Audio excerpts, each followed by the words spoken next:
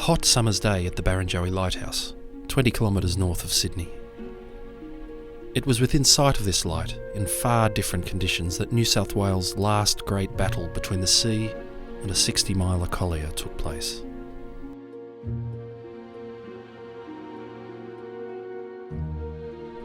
The R.W. Miller Company entered the collier trade with the purchase of the very modest Audrey D in 1917. She was followed by other vessels, such as the ageing Herger, and with the acquisition of several coal mines in the Newcastle area, the company's future was assured. In 1928, the Annie M. Miller arrived, but in February the following year, the ship capsized off the Macquarie Light south of Sydney Heads. 6 crew were lost. A similar-sized collier was ordered, and in January 1931 the new ship sailed into Sydney Harbour. Her name? Birchgrove Park. Aside from the occasional visit to the southern coalfields, the Birchgrove Park steamed on the Newcastle to Sydney run. She joined a long list of past and present colliers, using the northern port, a tradition that carries on to this day. Birchgrove Park's record was incident-free until the second year of World War II. She was commissioned by the Navy as an auxiliary minesweeper. After briefly serving in Australian waters, she was transferred to New Guinea. Her role now, a stores and personnel carrier. In February 1946, the ship was returned to her owners and was soon back in the coal trade.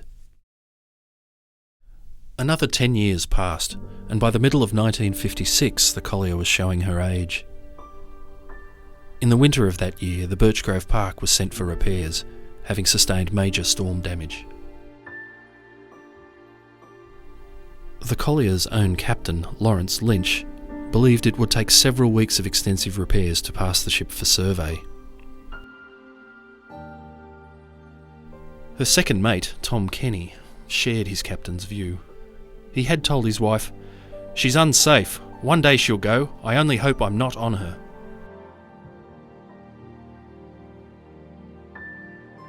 But to everyone's surprise, the Birchie, as she was affectionately known, was quickly placed back into service with a Lloyd's 100% A1 rating.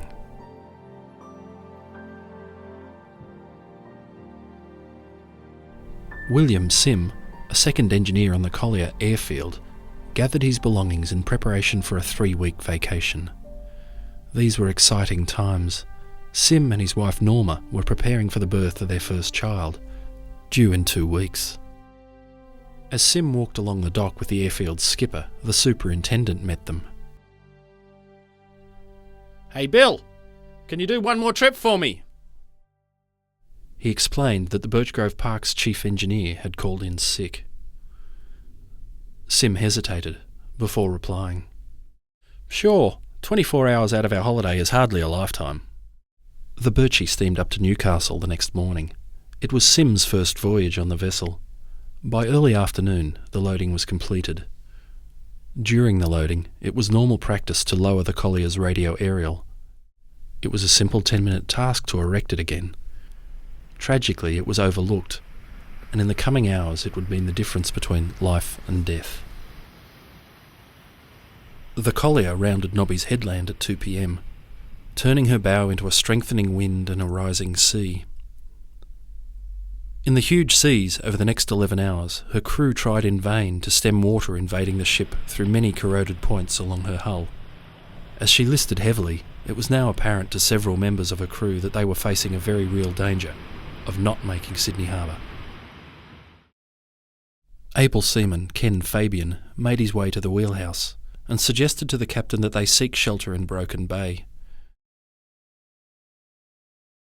However, the captain refused to even consider his request. Fabian raised his voice over the gale outside, but the captain stood firm. They would continue to Sydney.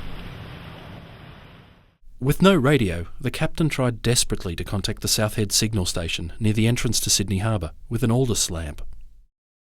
A signalman stepped outside onto the balcony to gain a better view of a vessel that was moving down the coast and saw the first desperate signal. His answer produced an instant result. Captain Lynch tapped out a cry for assistance so fast that the signalman could not understand the message. The signalman later added, "I kept stopping him and asking him to repeat, but he kept on. I wasn't sure of the ship's name, but in the mass of letters I thought it read Birchgrove Park and SOS. Rescue procedures commenced, but tragically the ship's position was estimated to be off Long Reef. In fact, she was off Whale Beach, 7 nautical miles to the north. With all hope of saving the ship gone, the crew assembled between the bridge and the funnel in preparation for the end. At 2:45 a.m. the Birchgrove Park rolled over, spilling them into the bitterly cold August water.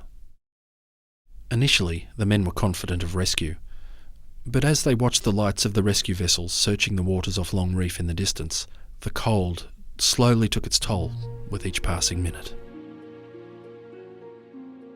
The bow of the lost collier. Resting on her port side in sand, the wreck lies in 51 metres or 165 feet of water. Her proximity to the mouth of the Hawkesbury River often affects the visibility on the wreck, especially after rain.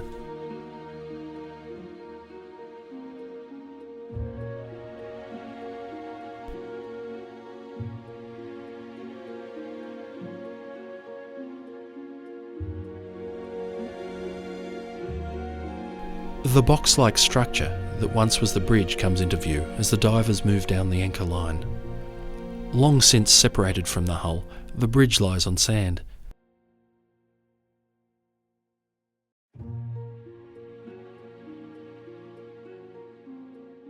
Divers have watched her disintegration over the years, hastened by her position on her side.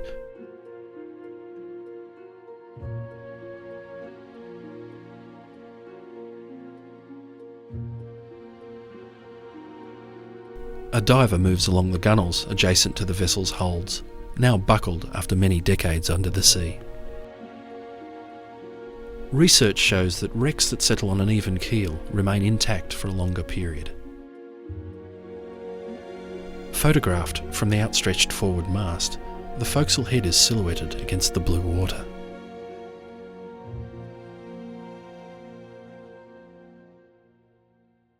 A cuttlefish seeking protection in the overturned hull.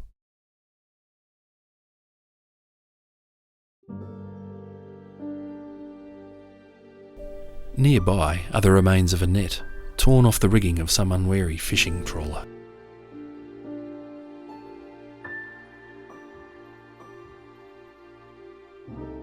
And well into the 1980s, a dive to that wreck was considered deep and only for the experienced. However, with the introduction of mixed gases, closed-circuit rebreathers, wrecks at 3 times this depth are being challenged now.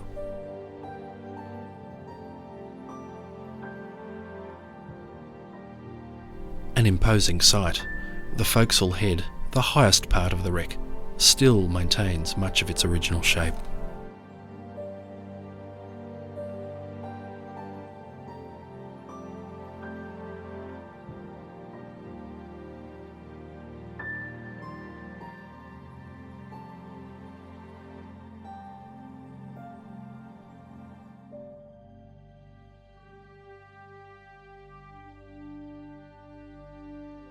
Positioned on the top of the forecastle, this frame once housed the ship's bucket grab, which was used to transfer coal in and out of the holds.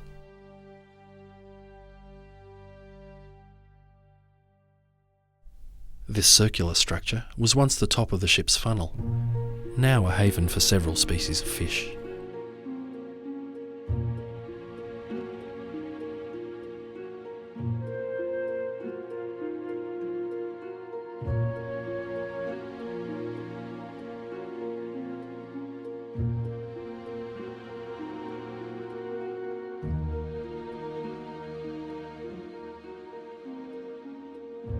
The Birchgrove Park sank just 6 weeks before television premiered in Australia. At that time, news highlights were often shown at local theatres via the Movietone News or Cinesound. The loss of the Birchgrove Park was no exception.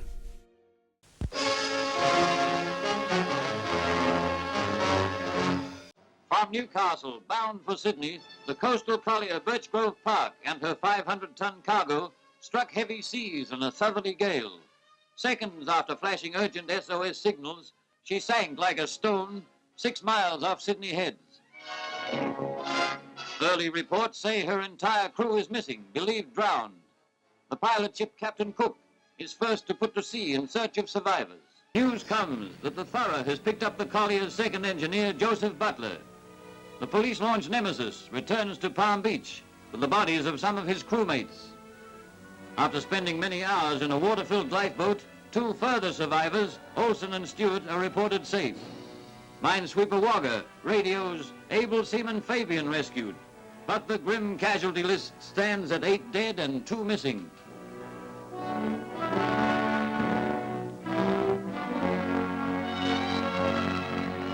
Reunited with his wife after an ordeal which brought him close to death, Kenneth Fabian is recovering in hospital. Ken Fabian, delirious after his ordeal, resisted his rescue by the Navy.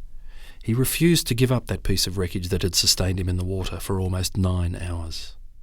Fabian would later comment that the thoughts of his family and singing songs out loud had helped him survive. He gave a chilling account of several early morning attacks by a large albatross. Second engineer Joseph Butler, who spent nearly 8 hours alone in the bitterly cold sea, tells Movietone of his frightening experience. That's when we ran in the water after we got off the ship for about 8 hours. It was very cold, very dark, and very rough. And then when I did eventually see the submarine coming up towards me, I thought to myself, well, thank goodness for that. And the relief engineer, William Sim, was one of 2 bodies that were never recovered. His pregnant wife heard the news on the radio the next morning. Well, I didn't know what to do. So friends came. One of them rang the company, and he was told, this was in the afternoon, as 2 men hadn't been found, and one of them was my husband, it was unlikely he would be found then after that because of the temperature of the ocean. Further search fails to locate the 2 men still unaccounted for, and little hope is held for their survival. The cruel sea claims another ship and the men who sailed her in Australia's worst sea tragedy in recent years. In later years, Norma Sim would recall her memories of the coal ships with her book, The 60 Milers. The jumbled mess that once was the stern, complete with her single screw. Aft, the ship's hull has separated, exposing the ship's keel plates and boiler.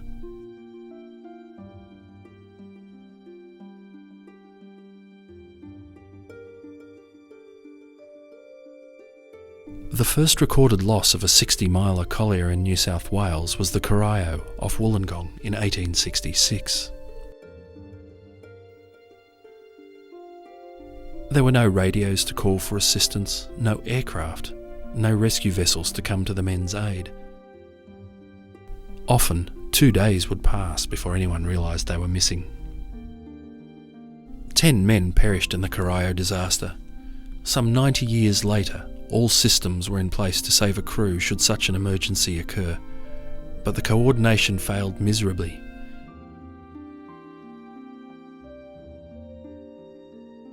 One by one, the men passed away.